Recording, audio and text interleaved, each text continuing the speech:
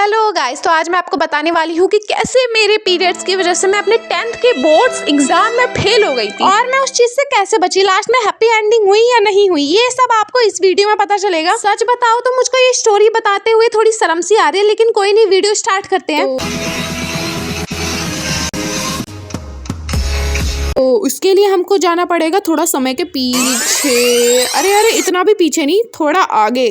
तो फिर ये बात तब की है जब मैं 10th में थी और मेरे को पता था कि भाई मैं पीरियड्स में हूँ, तो फिर मैं अच्छे से तैयारी व्यारी करके गई थी उसकी। तो फिर जहाँ हमारा सेंटर पड़ा था एग्जाम देने के लिए, लिटरली भाई वो बहुत दूर था, मतलब 3 घंटे तो जाने में ही लगते थे और हम जाते थे बस से। और हाँ, ये रही उस टाइम की वीडियो जिसमें मैं अभी नाच रही हूँ। हम पहुंच गए थे अपने लोकेशन पे और मैं अपनी क्लास में जाकर बैठ गई थी। एक तो भाई ऐसे नए नए चेहरे देखकर मेरी वैसी पैंट गीली हो गई थी और ऊपर से मैम को देखकर ऐसा लग रहा था कि ये अभी मेरे कलर रबर बैंड को देखकर मुझे ऐसे मारने लगेगी और बोलेगी ये रबर पूछ के किससे पूछ के लगा है। एनीवेज, तो हमको पेपर करने के लिए दे दिया था तो मैं करने लग गई। उसी के आधे घंटे बाद मुझे ऐसा लीकेज जैसा फील हुआ, तो फिर मैंने सोचा कि भाई मैं जाऊं ना जाऊं, क्या करूं ना करूं। एक तो भाई मुझे ये बात का भी डर लग रहा था कि मैम मुझे जाने देगी या नहीं जाने देगी। कति मैम सोच रही है मुझको पता है कि तुम चीटिंग करने जा रहे हो। एक तो भाई मेरी शक्ल भी चोर जैसी है, तो फिर इसलिए मेरे को डर लग रहा था। ऊपर से पेपर भी मैथ का था और तुमको पता ही होगा कि भाई मैथ का पेपर कितना लेंथी होता है और मेरे लिए तो भाई और।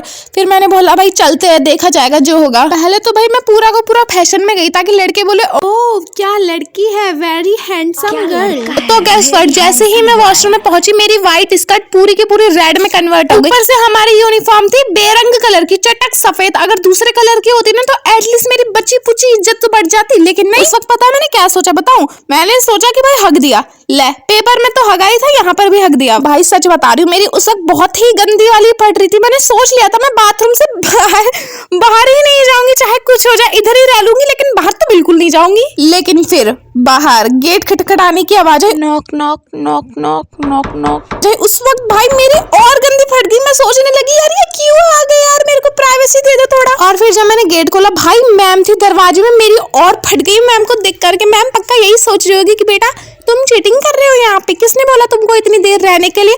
मैं चीटिंग भाई मैम को कौन समझाए, मेरी जिंदगी इस पॉइंट पे चीट कर गई मुझसे। लेकिन जैसा मैंने सोचा था ना भाई वैसा बिल्कुल भी नहीं हुआ। मैम मेरे पास आई, बोलने लगी बेटा घबराओ मत, बेटा डरो। लेकिन जैसे ही मैम ने बोला ना रो मत, उसी के 2 सेकंड बाद भाई मैं इतना तेज फूट फूट कर रोई। भाई जो भी मैंने आंसू बचाए थे ना, एक ही बार में सारे बहा दिए। पहले तो भाई मैं इतना कंफ्यूज हुई कि मैम को पता कैसे चला कि भाई मेरे साथ ये हो रखा है। फिर मैम ने बोला कि मैंने पहले ही देख लिया था, लेकिन मैंने डिस्टर्ब नहीं करा क्योंकि तुम पेपर दे रही थी। जो कि भाई सही बात है, क्योंकि अगर मैम मुझे उसी वक्त बता देती तो मैं अपना पेपर वेपर छोड़ के अपनी कफन में घुस जाती। भाई लिटरली वो मैम मेरे लिए एक सेवियर बनकर आई थी, क्योंकि फिर उन्होंने मुझे दूसरे कपड़े भी लाकर दिए थे जो कि मैंने इस फोटो में पहने हैं। लेकिन भाई जब बात आई क्लास में जाने की, मैं फिर से रो दी क्योंकि भाई मुझे डर लग रहा था कि लोग जज करेंगे। लेकिन मैम इतनी अच्छी थी कि भाई वो मेरे को अपने साथ साथ लेकर गई। फिर लेकिन जब मैं क्लास में गई, किसी को भी मेरे से कोई मतलब नहीं है, सब अपना काम कर रहे हैं। लेकिन जो मेरी बेस्ट फ्रेंड थी, हाँ मेरी खुद की बेस्ट फ्रेंड, वो भाई खिकी खिकी करके इतनी तेज तेज से हंस रही थी और अपने पीछे वाले लोगों को भी मेरे बारे में कुछ बता रही थी। तो जो मेरी बेस्ट फ्रेंड थी उसका नाम रख लेते हैं मुनिया। तो जब मुनिया ने मेरे साथ ऐसा करा भाई मुझे बहुत ही बुरा लगा, क्योंकि ऑब्वियसली वो मेरी बेस्ट फ्रेंड थी, तो मैं ये तो एक्सपेक्ट नहीं कर सकती। बाय द वे मेरा पेपर बहुत ही गंदा गया था। वॉशरूम से आने के बाद मैंने 1 रुपए का कुछ लिखा नहीं था, मैं बस चीटिंग के भरोसे लगी थी। लेकिन भाई मैं चीटिंग भी नहीं कर सकती थी क्योंकि मैम ने जो मुझे सिंपैथी दी थी, मैं नहीं चाहती थी कि वो मिट्टी में मिल जाए। और फिर मैम भी सोची कि भाई किस बैंक बेंचर की मदद कर दी। फिर हमारा एग्जाम हो गया, मैं जाकर अपने बस में बैठी और जब मैं बस में बैठी तब 3-4 बच्चे आकर मुझको बोल रहे कि बहन तू घर से क्या खाकर आई थी। मैं भाई बहुत कंफ्यूज हो गई कि बात क्या कर रही है।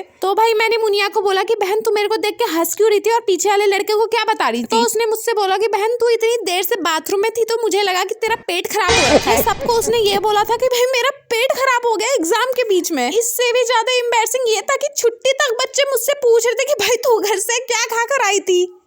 हसदे चेहरिਆਂ ਦਾ मतलब ये नहीं ਹੁੰਦਾ कि उन्होंने कोई तकलीफ नहीं होती।